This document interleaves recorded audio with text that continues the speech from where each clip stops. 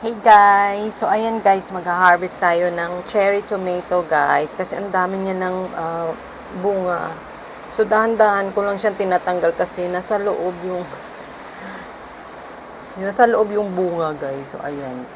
And bumuka na kasi sobrang hinog na.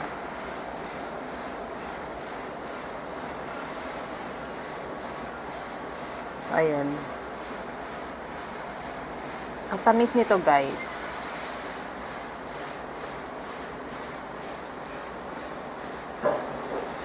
So yung iba hindi pa kasi hinog kaya hindi ko siya tatanggalin. Yung mga hinog lang,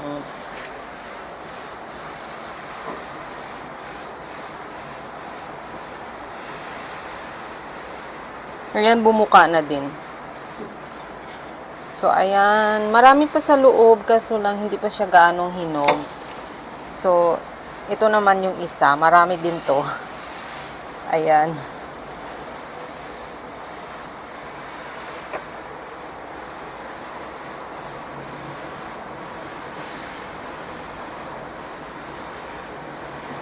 Ayan na.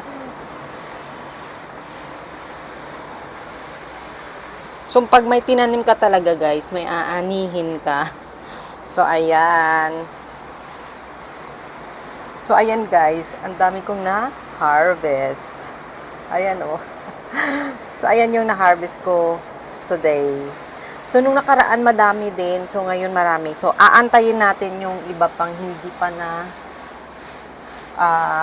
siya nahinog. So, hindi ko muna siya tatanggalin. Aantayin ko siya bago mahinog, bago tatanggalin. Kasi, mas matamis siya pag nahinog sa puno niya talaga. So, ayan. Ayan, guys. Ang aking cherry tomato. So, ayan. So, ayan na, guys. Hinugasan ko na siya, guys. So, titikman natin, guys. So, ayan. Mm.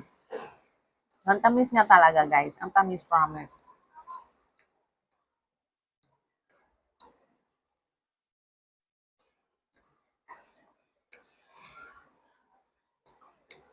Masarap sa salad, guys. Mm. So, thank you for watching, guys. Follow me for more videos. Bye!